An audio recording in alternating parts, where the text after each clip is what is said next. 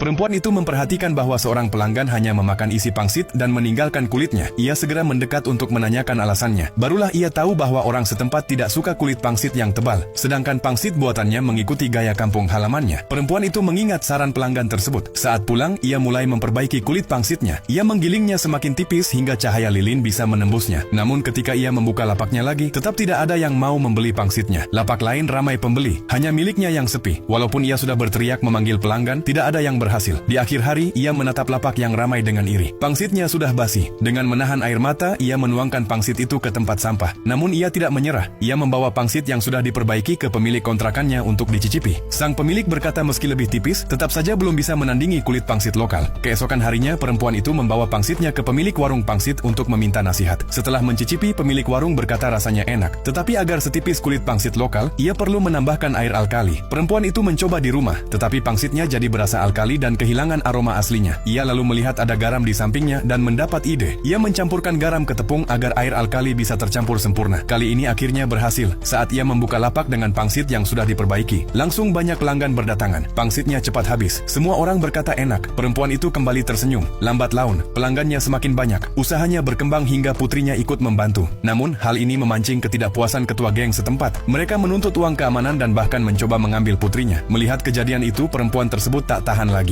Ia meraih pisau dapur, melindungi kedua putrinya, dan bersiap melawan sampai mati. Ketua geng itu terdiam, teringat pada ibunya sendiri yang dulu melindunginya dengan cara yang sama. Ia terharu oleh keberanian perempuan itu, lalu memesan semangkuk pangsit. Meski enggan, perempuan itu tetap melayaninya. Setelah makan, ketua geng sangat puas dan bahkan memesan untuk semua anak buahnya. Ia tidak lagi mengganggunya, membayar pangsit, bahkan menurunkan biaya keamanan. Ia juga memesan 500 pangsit sekaligus. Masalah perempuan itu akhirnya selesai. Bahkan ia mendapat pelanggan besar malam itu. Setelah makan, ada pelanggan yang minta pangsit mentah untuk dibawa pulang. Perempuan itu terkejut dan bertanya apakah tidak akan basi semalaman. Lelaki itu berkata ia punya kulkas di rumah, bisa dibekukan agar tetap segar dan dimasak kapan saja. Ide ini membuka wawasan perempuan itu. Mulai hari itu, ia tidak hanya menjual pangsit matang, tapi juga menjual pangsit beku dalam kemasan. Usahanya semakin maju, pelanggan mengantre di depan lapaknya. Akhirnya, ia membuka pabrik dan mempekerjakan pekerja untuk membantu membuat pangsit. Pada akhirnya, pangsit buatannya tidak hanya terkenal di dalam negeri, tapi juga sampai ke luar negeri sehingga orang di seluruh dunia bisa menikmatinya.